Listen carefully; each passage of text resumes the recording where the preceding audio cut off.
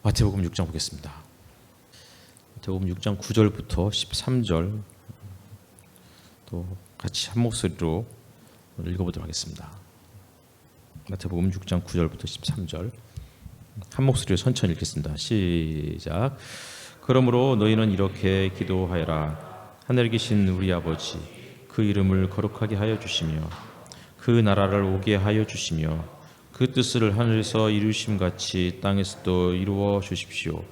오늘 우리에게 필요한 양식을 내려 주시고 우리가 우리에게 죄 지은 사람을 용서하여 준 것 같이 우리의 죄를 용서하여 주시고 우리를 시험에 들지 않게 하시고 악에서 구하여 주십시오. 나라와 권세와 영광은 영원히 아버지의 것입니다. 아멘. 인사 나누겠습니다. 우리 앞뒤 적어 계신 분들 돌아보시면서 인사했으면 좋겠습니다.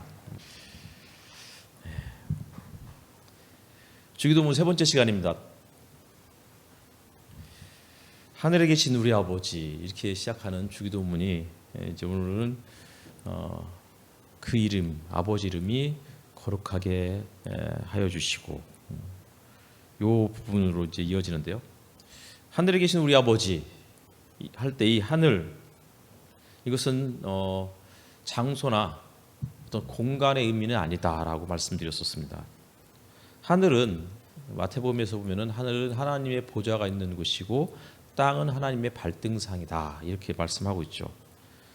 다시 말하면 하늘은 하나님의 통치가 이루어지는 하나님의 보좌의 장소이고 그곳에서 하나님께서 세상을 다스리신다라는 뜻을 담고 있습니다. 그러니까 하늘은 하나님의 보좌이고 땅은 하나님의 발등상이다. 이 말은 결국은 하늘과 땅이 연결되어 있다, 이렇게 이해를 하면 되겠습니다. 그러니까 하늘은 저 멀리 있는 것이 아닌 거예요. 그러니까 하늘은 우리의 삶과 아주 긴밀하게 연결되어 있고, 다시 말하면 하나님은 저 멀리 계신 분이 아니고 하나님은 우리와 아주 가까이 계신 분이시다, 이렇게 이해를 할 수 있다는 것이죠. 그러니까 우리와 가까이 있지만 그러나 우리와 같은 동일한 분은 아니다. 우리를 누구보다도 예의주시하고 관심 갖고 돌보시고 보살피시는 분이시지만 그렇다고 이 땅의 아버지와 같은 분은 아니다, 이렇게 이해를 할 수 있을 것 같습니다. 동학이라는 아시죠? 동학. 이제 구한말에 이제 이 서양의 천주교나 혹은 뭐 여러 이제 서양 사상들에 반대해서 나온 우리 민족의 어떤 그 신앙 운동, 그리고 뭐 신앙운동뿐만 아니라 사실은 모든 경제, 그러니까 농사와 관련된 모든 것들을 같이 아우르는 그러한 내용들이었는데, 동학의 핵심 가르침은 인내천이었죠, 그렇죠? 사람이 곧 하늘이다. 사람을 소중하게 여기지 않았던 시절, 양반만이 사람 대접받고 평민이나 상놈은 정말 사람 대접도 받지 못하는 그런 시절에, 그래서 사람이 되고 싶어서 너도 나도 할 것 없이 양반 족보를 사려고 그렇게 난리쳤던 그 시절에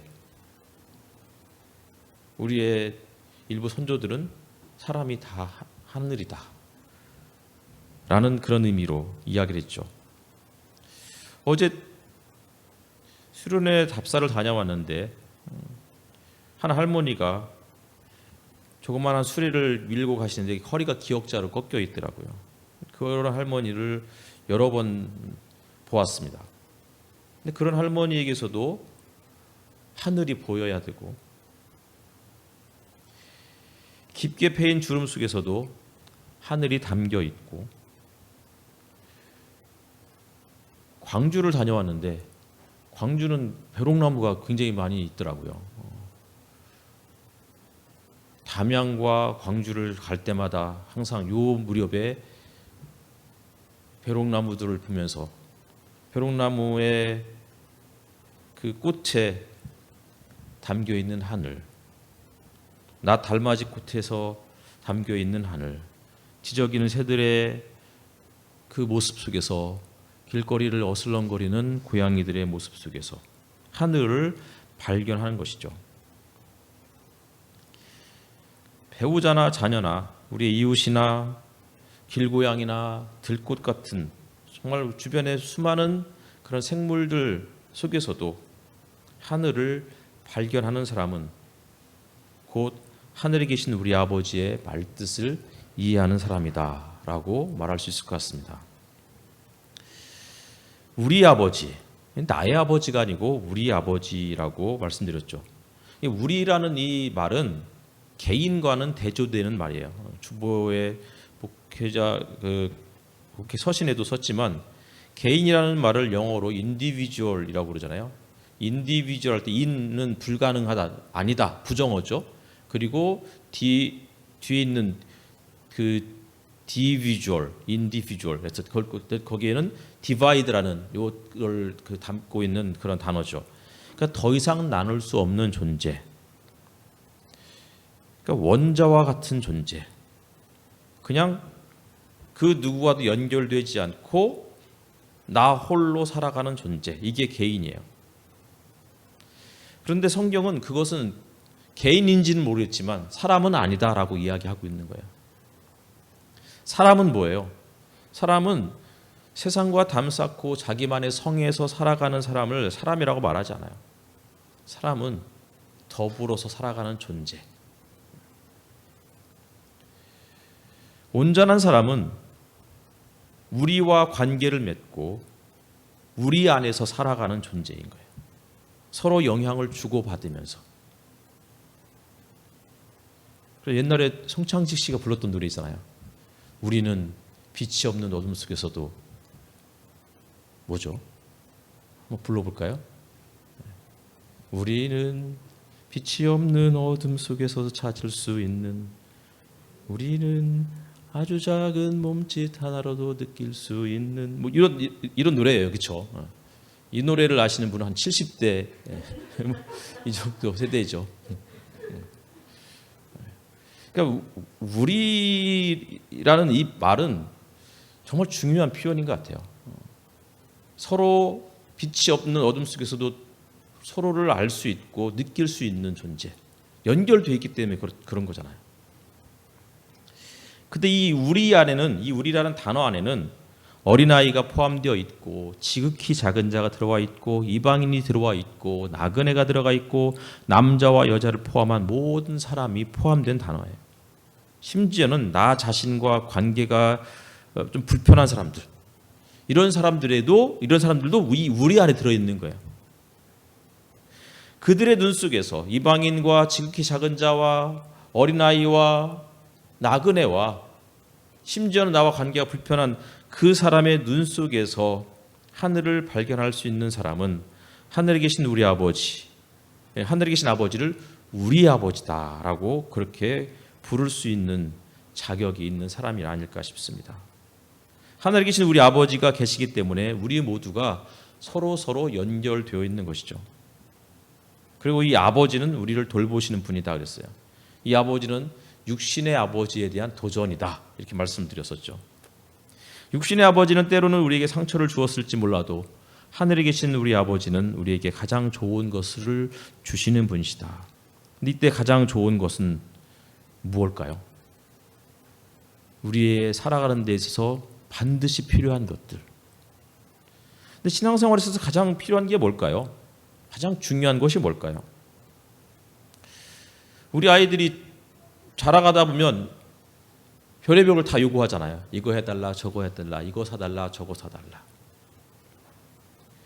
근데 때로는 그걸 다 사줄 수가 없어요. 뭐 돈이 없어서도 이겠지만 그걸 다 사주다 보면 그 아이가 망가질 것이 보이기 때문에 그렇죠. 돈이나 집이나 자동차나 승진이나 취업이나 결혼이나 혹은 자녀나 배우자, 이런 것들이 우리가 자라가는데, 신앙에 성숙하는 데 필요한 것일 수는 있어요. 하지만 이 모든 것들이 우리의 신앙의 성숙에 때로는 방해가 될 수도 있는 거라고요.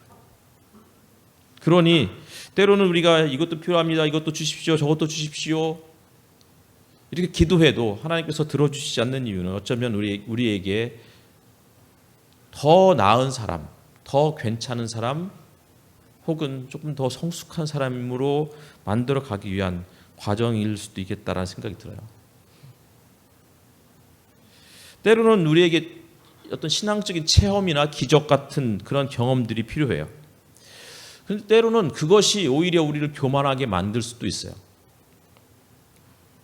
우리가 원하는 때마다, 우리가 기도할 때마다 우리의 기도가 응답되고, 우리가 손을 얹으면 아픈 사람들이 다 낫고 모든 문제들이 다 한 번에 해결된다고 그러면 과연 우리가 겸손하게 살 수 있을까? 그렇진 않을 것 같아요.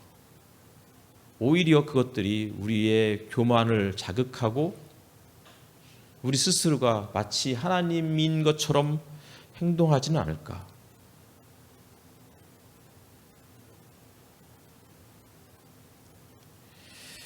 불교 이야기를 하나 하겠습니다. 불교의 어떤 정말 존경받는 스님이 큰 절의 주지 스님이 되셨습니다. 그러자 이제 그분을 따르는 여러 제자들이 그분 밑에 와서 그 이전에 그 주지 스님은 그분이 주지가 되셨을 때 연못에서 황금빛 연꽃이 피어 올랐습니다. 이제 스님은 주지가 되셨으니 우리에게 무엇을 보여주시겠습니까? 무엇을 표적으로 보여주시겠습니까? 요한복음에 이런 비슷한 표현들이 있잖아요. 그때 새롭게 그 주지가 된 이 스님이 이런 말씀하셨어요. 내가 법당에 들어오기 전에 절 주변의 모든 마당에 눈을 다 쓸어 놓았다. 이게 기적이라는 거예요. 이게 표적이라는 거예요. 그 연못에 황금빛 연꽃이 피어오르는 것이 기적일 수 있지만 주지 스님이 되신 그분이 눈이 소복히 쌓인 그 절 마당을 손수 빗자루로 들고 이곳저곳 다 쓸어 놓았다. 이것도 기적이라는 것이죠. 마태복음에는 아버지라는 단어가 다른 성경에 비해서 많이 나온다고 또 말씀드렸었습니다. 그것도 그냥 아버지가 아니고 하늘에 계신 너희 아버지, 하늘에 계신 우리 아버지. 이 말은 우리의 형편을 누구보다 다 아시는 분이시고 때로는 우리의 머리카락까지 다 세신 분이시다. 우리의 필요를 아시고 우리의 기도를 들으시고 우리의 탄식소리, 신음소리, 우리가 남몰래 흘리는 그 눈물까지도 주님은 다 아신다는 뜻에서 하늘에 계신 우리 아버지라고 그렇게 고백하는 것입니다. 그리고 오늘 본문이 아버지의 이름을 거룩하게 하시며 입니다. 하늘에 계신 우리 아버지는 부르는 거잖아요.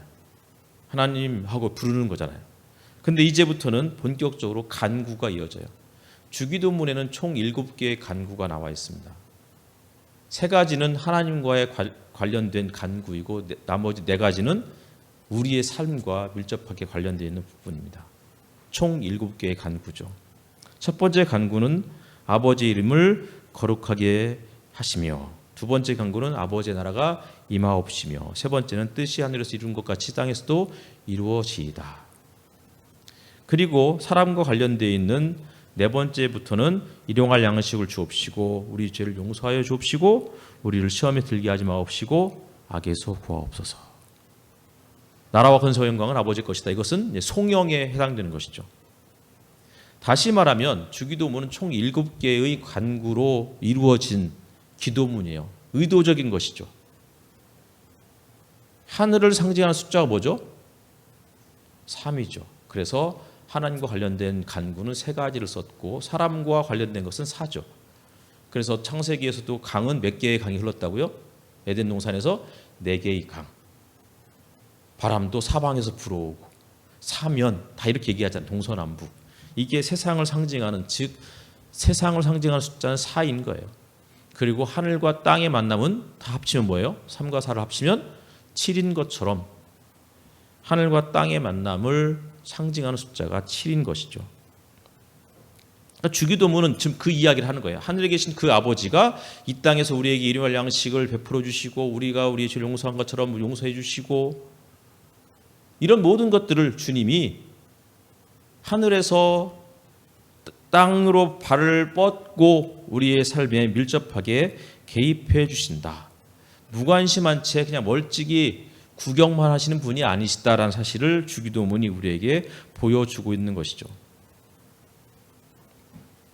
그리고 아버지 이름을 거룩하게 하옵시며 이 말은 첫 번째 간구인 거예요.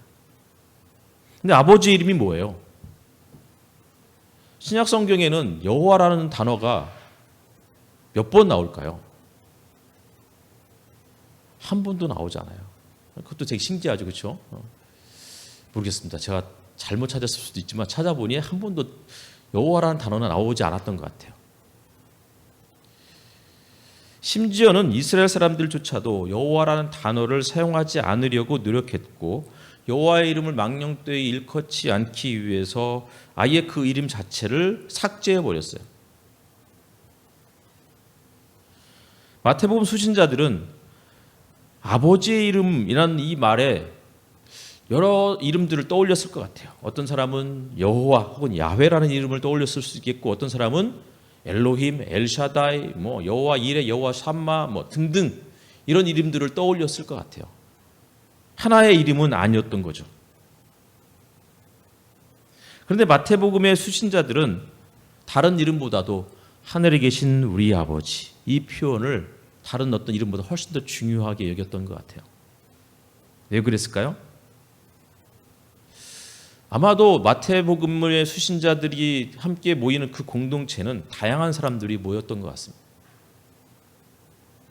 유대인들만이 모이는 공동체도 아니고 히브리파만 모이는 곳도 아니고 헬라파 유대인만 모이는 곳도 아니고 히브리파 유대인과 헬라파 유대인들이 함께 어우러지는 그런 교회였을 것 같고 그곳에는 유대인뿐만 아니라 나그네 이방인들도 들어와 있었을 것 같고 당연히 남자와 여자 주인과 종, 어른과 아이들이 함께 모여서 예배하는 공동체였을 것 같습니다.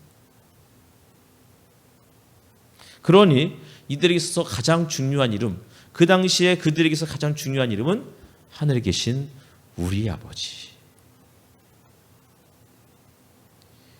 유대인만의 하나님 여호와도 아니고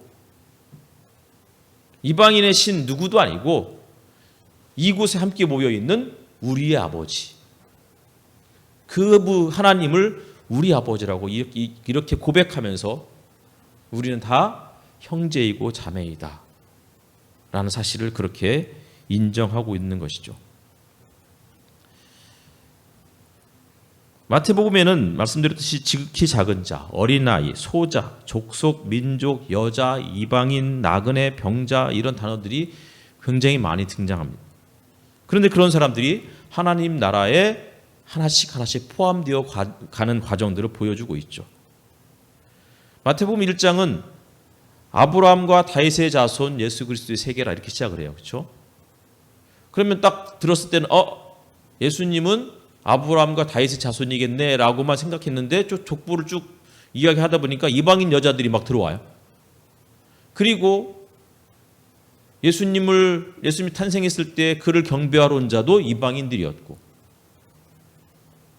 그리고는 점점점 이야기가 확장되고 그 확산되더니 마지막에 가서는 너희는 가서 모든 족속으로 제자를 삼아 이렇게 이야기하고 있는 거예요. 다시 말하면 아브라함과 다윗의 자손으로 시작했던 성경이 점차 모든 족속으로 그리고 그 모든 족속에는 우리가 다 포함되어 있는 거죠. 그리고는 하나님에 대해서 언급할 때 하나님은 선한 사람과 악한 사람에게 햇볕과 비를 내려주시는 분이시다. 하나님은 유대인과 이방인에게, 하나님은 남자와 여자에게. 그러니까 우리는 이런 이야기를 들을 때 깜짝 놀라야 되는 거예요. 남자들만의 하나님인 줄 알았는데 여자들의 하나님이라는 거예요. 그래서 성경에서 막 마태복음에서 여자라는 단어가 몇 번 나왔나 봤더니 다른 성경에 비해서 여자라는 단어가 많이 나오더라고요. 그만큼 여자를 중요하게 여겼다는 거죠. 지극히 작은 자라는 단어도 여러 번 나오는 거예요. 그만큼 지극히 작은 사람, 어린아이를 포함해서 연약한 사람들을 그 공동체가 어떻게 끌어안으려고 했는지를 또 성경이 이야기해 주고 있는 것이죠. 유대 민족을 셈족이라고 그러잖아요. 뭐 유대 민족뿐만 아니라 어쨌든 근데 셈이라는 이름 그게 무슨 뜻인지 아세요? 셈 무슨 셈 영어 셈 그럴 때 그 셈 말고요. 셈족 할 때 셈 이름이란 뜻이죠. 이름. 그만큼 이름을 소중하게 여겼던 사람들인 거예요. 그래서 이름을 하나 지을 때마다 거기 온갖 의미를 다 담잖아요.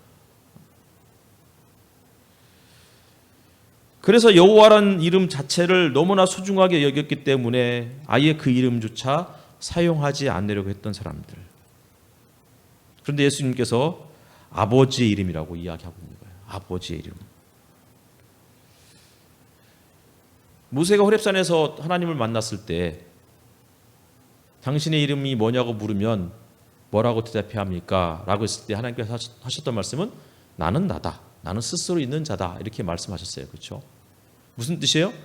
이름이 뭡니까? 라고 물었더니 나는 나다. 이건 대답이에요? 대답이 아니에요. 대답이면서 또 대답이 아닌 거잖아요. 이름이 뭡니까? 라고 했으면 이름을 얘기하셔야 되는데 말씀하시지 않는 거예요. 그러면서 하시는 말씀은 뭐예요? 나는 아브라함의 하나님, 이삭의 하나님, 야곱의 하나님이다. 나는 너희를 압제받는 이집트 땅에서 구원해내는 하나님이다. 다시 말하면 이 하나님의 이름은 경험되는 분인 거예요. 우리의 삶에 밀접하게 관련되어 있는 분이시고 그냥 막연하게 한 개념이 아니고 아브라함을 인도하셨던 하나님, 이삭을 인도하시고 야곱을 인도하셨던 그 하나님, 이제 이집트에서 이스라엘 백성들을 구원해낸 그 하나님이 이제 너에게도 나타나셔서 너의 삶을 이렇게 저렇게 인도할 것이다. 그러니 그 이름은 나는 나다. 이거 하나로 족하다는 거예요. 그러니 어떤 사람은 여호와 이레의 하나님을 말해요. 어떤 사람은 아팠다가 건강해지기를 원하는 사람, 아픈 사람들은 여호와 라파의 하나님을 경험하기를 원해요. 하나님이 도대체 어디에 계십니까? 주님의 성전이 다 무너진 상황에서 하나님 어디에 계십니까? 라고 했을 때 하나님은 거기에 계셔 라고 말씀하셨던 그 하나님의 음성을 기억하면서 여호와 삼마라고 이렇게 이름을 지어요. 어떤 사람은 나의 반석이고 나의 산성이고 나의 목자이시고 다 모든 이름이 자기가 경험했던 그 이름에서 그 경험에서 나오는 이름들인 거죠. 하나님의 이름은 이만큼 구체적인 이름인 거예요. 어느 한 개인의 특정 경험에 갇힌 존재가 아니고 모든 사람들이 그분을 구할 때 각기 그분 그 개개인의 형편에 따라서 만나 주시고 말씀해 주시는 분.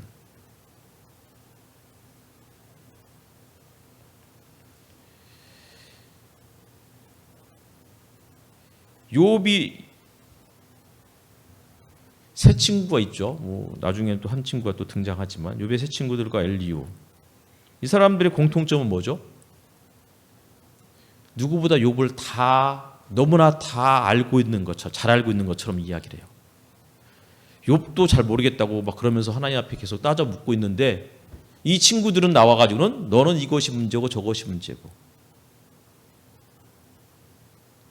분석하고 평가해주고 있는 거예요. 근데 그게 욥에게는 전혀 위로가 안 되는 것이죠. 그리고 나중에 하나님이 등장하셨는데 하나님께서 뭐라고 그래요? 내가 땅에 기초를 놨을 때 거기 있었느냐? 내가 바다의 경계를 정했을 때 네가 그것을 보았느냐? 욥이 그걸 알고 있었을까요? 몰랐을까요? 들었겠죠. 하나님이 세상을 만드셨으니까. 그런데 모르겠다고 대답하는 거예요. 못 봤잖아요. 우리가 어떻게 살아가는지 누구보다도 잘 알 것 같지만 사실은 누구보다 모르는 게 사람인 거예요. 특히 가까운 사람일수록 저 사람이 도대체 어떤 아픔을 갖고 있고 어떤 고민을 가지고 있는지를 모를 수가 있는 거예요. 왜 저런 행동을 하는지 때로는 이해할 수 없어요. 그런데 우리는 마치 다 아는 것처럼 너는 이래서 그래 라고 그렇게 이야기하고, 그렇게 하다 보니까 어떻게 해요? 그 말을 듣는 고난받고 있는 사람은 누구보다도 더 많은 상처를 받게 되고, 따라서 사람이 두려워지기 시작하고 자기의 속마음을, 속내를 드러내기를 주저하게 되는 것이죠. 그냥 모른다고 했으면 좋겠어요. 그냥 모르니까 했던 말 또 해도 들어줬으면 좋겠어요. 이걸 하면 딱 하면 지금 딱 100번째거든요. 같은 이야기를. 그런데 왜 똑같은 얘기를 계속 반복하는지를 이해해 줬으면 좋겠어요. 우리는 세잖아요. 이번 한 번만 더 하면 100번째야. 언제까지 그런 말 할래?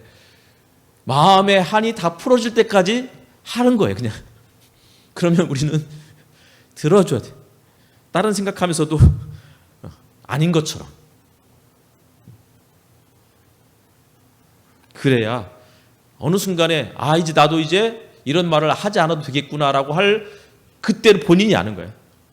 그때까지는 너 어제 좀 전에 그 말 했잖아 라고 안 해도 알고 있는 거예요. 그런 말을 하는 사람은. 그런데 마음이 아직 풀리지 않았기 때문에 하고 또 하고. 그래도 우리는 끝까지 못 들은 척. 기억이 안 난다. 우리 청문회에 가면 그런 분들이 다 기억이 안 난다. 청문회 가서 하시지 마시고 우리 주변에 가까운 사람들이 할 때 기억이 안 난다. 다시 들려줘. 우리가 왜 자꾸 성경을 읽어요? 성경 한 번 읽고 2번 읽고 10번 읽어도 잘 모르기 때문에 읽는 거잖아요. 읽고 또 읽고, 책 한 권 읽었는데 그때는 세상을 다 아는 것처럼, 책을 다 아는 것처럼 막 이야기해요. 근데 10권 읽고 100권 읽고 책장에 막 책이 막 1000권 2000권 늘어날 때마다 어떻게 해요? 너무 모르는 게 많은 거예요. 알수록 모르는 게 많은 거예요. 내가 이 사람하고 10년을 살았어. 20년을 살았어. 알 만큼 다 알아? 아니에요. 모르는 게 더 많은 걸 알아가는 것 같아요.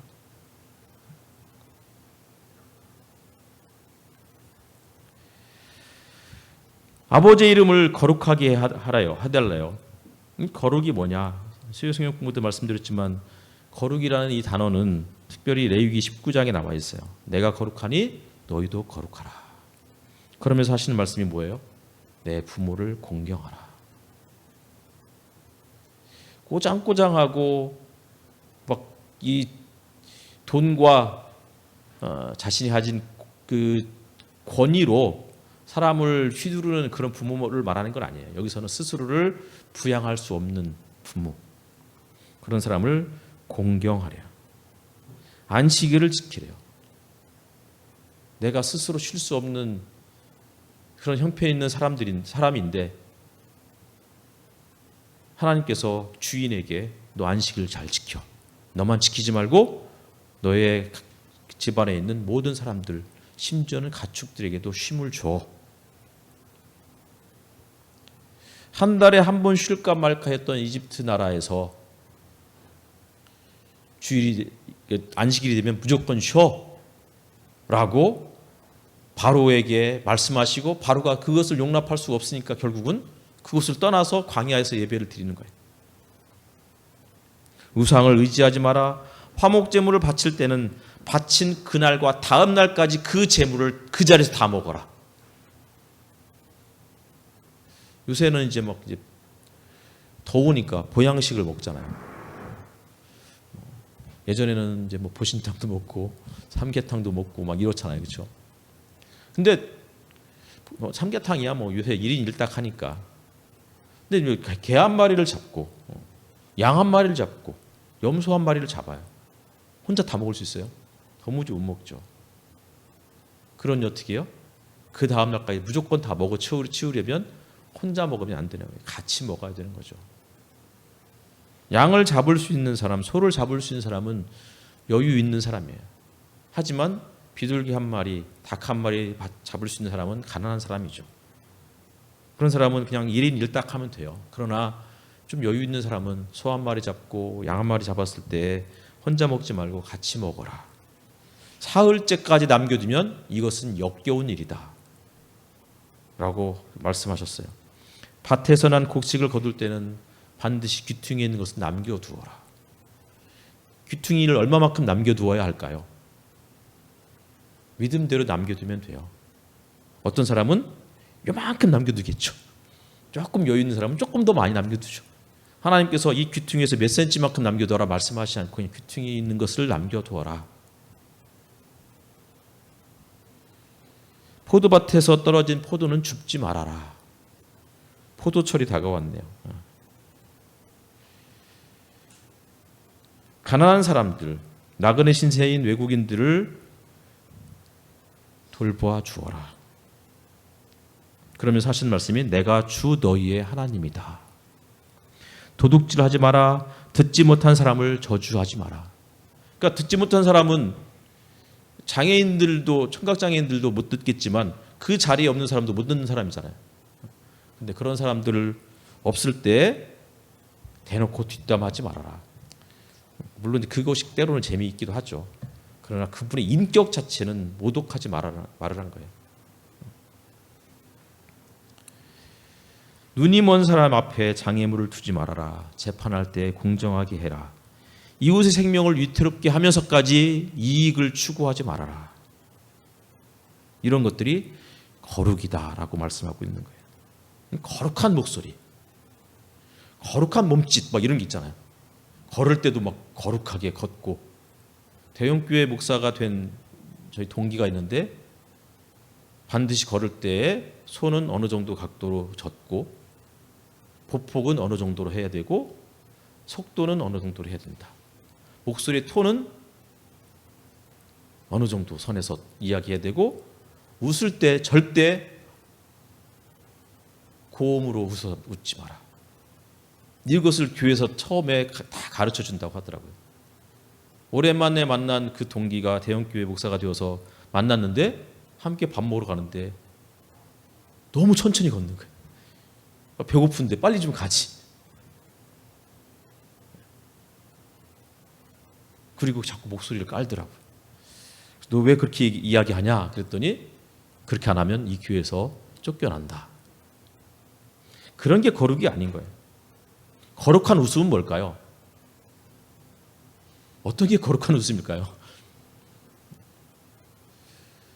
한때 뭐 한참 막 성령 운동이 활발하게 일어났을 때는 뭐 거룩한 웃음 이런 것도 있었던 것 같아요. 성경은 그런 얘기를 한 적이 한 번도 없어요. 그런 게 거룩한 게 아니고 구체적인 우리의 삶 가운데서 이루어지는 작은 한 가지 이런 모습들, 다른 사람들을 배려하는 모습들, 이런 것이 거룩한 것이다 라고 이야기해주고 있는 것이죠. 정리하겠습니다. 아버지의 이름, 그 이름은 정확하게 각자의 경험에 따라서 다를 수 있습니다. 치료하시는 하나님일 수도 있겠고 채우시는 하나님일 수도 있겠고 말씀하시는 하나님일 수도 있겠고 위로하시는 하나님일 수도 있겠습니다. 죽을 것 같은 상황에서 우리에게 어린 양 한 마리를 혹은 순양 한 마리를 예비하시는 여호와 이레의 하나님일 수도 있습니다. 내가 경험한 하나님이 모든 하나님의 전부라고 말하지 않았으면 좋겠습니다. 내가 만난 이 하나님, 그리고 저 형제 자매가 만난 하나님, 그 하나님이 동일하게 우리의 아버지이심을 믿었으면 좋겠습니다. 그리고 더 나아가서 그 이름을 거룩하게 하는 삶을 살아가는 꿈 있는 교회가 되었으면 좋겠습니다. 여러 주변에 있는 사람들을 조금 더 배려하면서 왜 저 사람은 이렇게 행동하지 않지? 라고 판단하고 분석하지 않고 들어도 또 들어도 한 번도 안 들은 것처럼 들어주면서 얼마나 힘들면 저런 얘기할까? 얼마나 아팠으면 얼마나 마음에 한이 맺혔으면 저런 얘기를 할까? 성령께서 그 마음을 다 치료해 주시고 회복하실 때까지 우리도 끝까지 들어주고